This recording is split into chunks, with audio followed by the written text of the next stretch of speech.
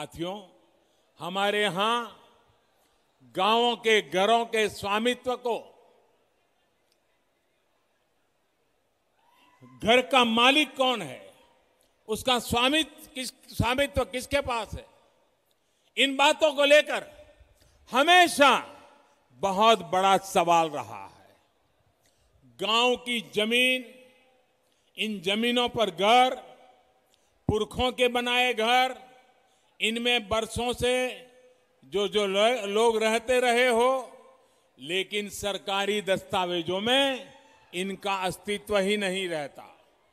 ऐसे में अक्सर 2-4 फुट को लेकर हर घर के साथ दूसरे का विवाद चलता रहता है, रिश्तेदारों में विवाद चलता रहता है, गांव में झगड़े होते रहते हैं, मार पिटाई होती है, कभी कभी मौत बुला ली जाती है।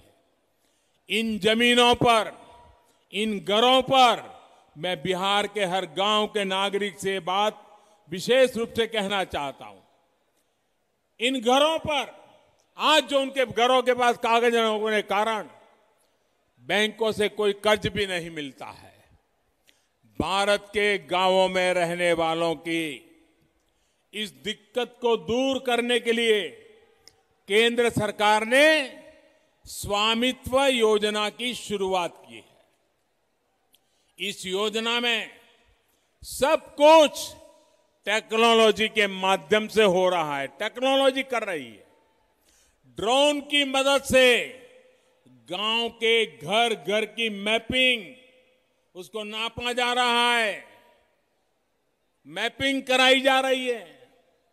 सारी कार्रवाई के बाद गांव के लोगों को, हर एक नागरिक को उनके घर का, उनकी जमीन का स्वामित्व कार्ड दिया जा रहा है।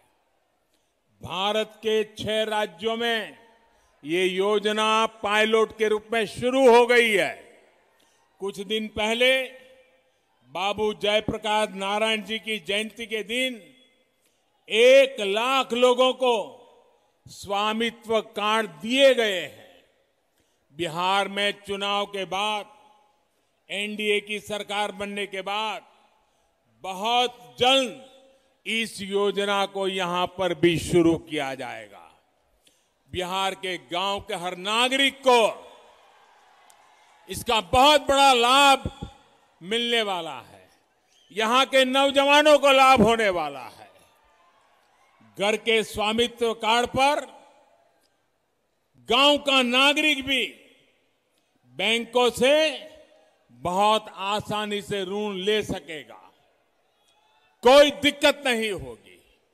ये स्वामित्व कार्ड आपके जीवन में एक नई निश्चिंतता लेकर आएगा। साथियों, सुविधा के साथ साथ बिहार के सभी वर्गों को अधिक से अधिक अवसर देने के लिए ठोस प्रयास किए जा रहे हैं। दलितों, पिछड़ों, आदिवासियों को मिलने वाले आरक्षण को अगले 10 साल तक के लिए बढ़ा दिया गया है। उसी प्रकार से सवर्ण समाज में जो अनामत से वंचित, आरक्षण से वंचित थे, उसमें जो गरीब है उनको 10% आरक्षण देने का निर्णय भी हमारी सरकार ने किया है। यही नहीं, सरकारी भर्ती प्रक्रिया में जो सुधार किए जा रहे हैं, उसका भी लाभ बिहार को मिलना तय है। इस क्षेत्र के भी बहुत से युवा एंट्रेंस एग्जाम के लिए बड़े शहरों का रुख करते हैं।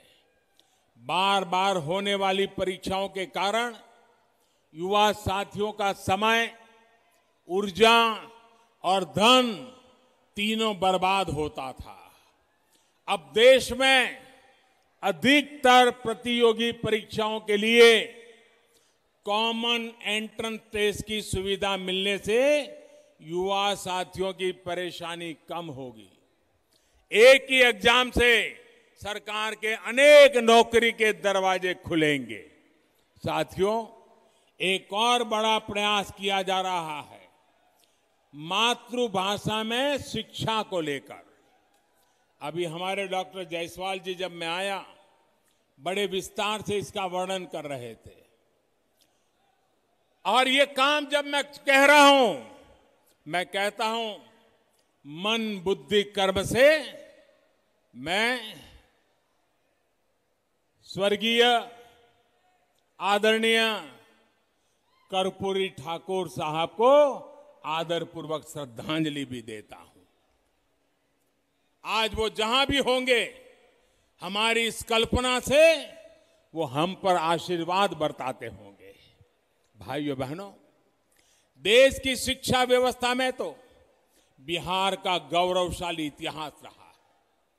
राष्ट्रीय शिक्षा नीति से प्रेरणा लेते हुए अब कोशिश होगी मेडिकल, इंजीनियरिंग समेत सभी तकनीकी कोर्सेज को भी मातृभाषा में पढ़ाने की शुरुआत की जाएगी।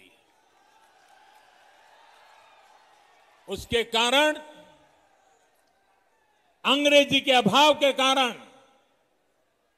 गांव का, गरीब का, दलित का, पीड़ित का बच्चा, उसका अब डॉक्टर बनने का सपना पूरा होगा, इंजीनियर बनने का सपना पूरा होगा।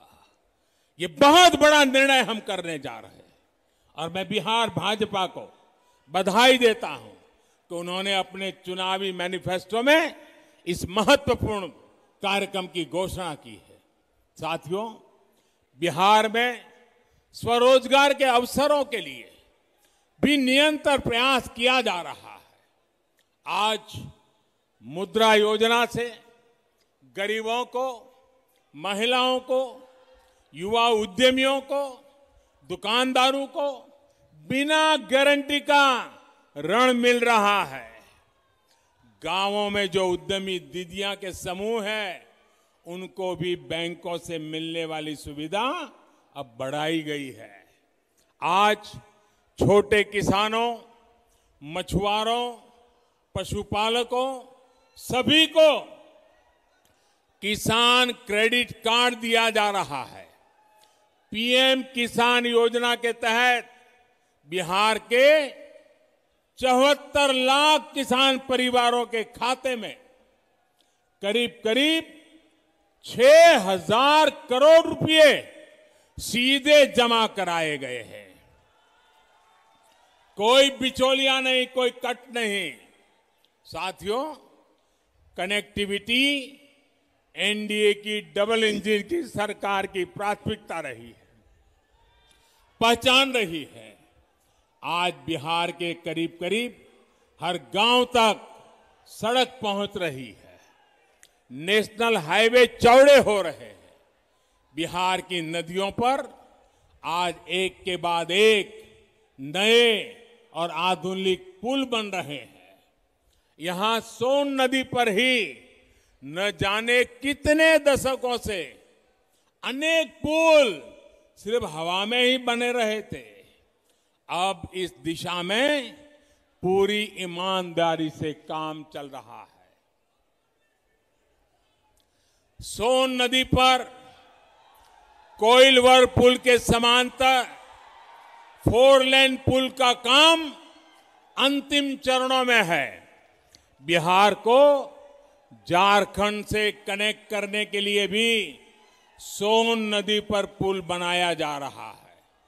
इस क्षेत्र में भी और विशेषकर नक्सल प्रभावित क्षेत्रों में हजारों करोड़ रुपए खर्च करके लंबी सड़कों और दर्जनों पुलों के निर्माण पर काम चल रहा है। रेल लाइनों का बिजलीकरण और रेलवे स्टेशनों का सुंदरीकरण तेजी से चल रहा है। सासाराम सहित अनेक शहरों में बाईपास भी बन रहे हैं। कनेक्टिविटी के साथ साथ बक्सर के चौसा में 10,000 करोड़ रुपए की लागत से बनने वाले पावर प्रोजेक्ट पर भी काम शुरू हो रहा है। साथियों, कनेक्टिविटी सुधारने का बहुत बड़ा लाभ यहां के किसानों, नौजवानों, उद्यमियों, व्यापारियों, कारोबारियों को मिलेगा। इस क्षेत्र में आत्मनिर्भर होने की बहुत बड़ी क्षमता है। कैमूर का सोनाचूर चावल हो या आदिवासी साथियों की वन उपज हो, फल सब्जियां हो, इन सब से अब ज्यादा आय होने की संभावना बड़ी है। अब केंद्र सरकार गांवों में भंडारण और दूसरी सुविधाएं बनाने के लिए लाखों करोड़ रुपए खर्च करने जा रही है। इससे इस क्षेत्र में भी फूड पार्क जैसी सुविधाएं विकसित होंगी।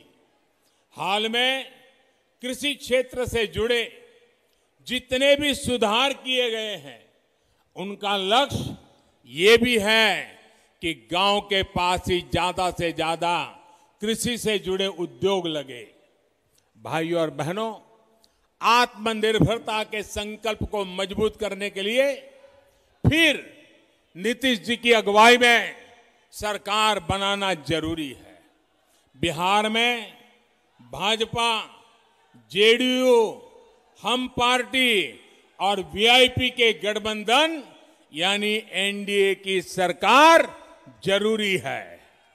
बिहार को आत्मनिर्भर बनाने के लिए, देश को आत्मनिर्भर बनाने के लिए एनडीए की जीत जरूरी है।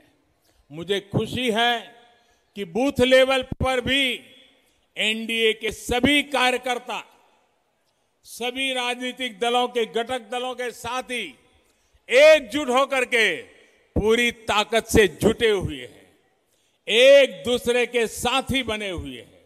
इस बार तो मैं देख रहा हूं कि मतदाता, बिहार की महिलाएं, बहनें, बेटियां एनडीए को जिताने के लिए पूरी ताकत झोंक रही है।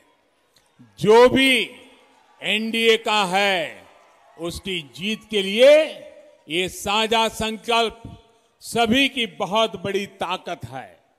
आप सभी समय निकालकर हम सभी को आशीर्वाद देने आए, इसके लिए आपका फिर से बहुत बहुत धन्यवाद। भारत माता की, भारत माता की, भारत माता की।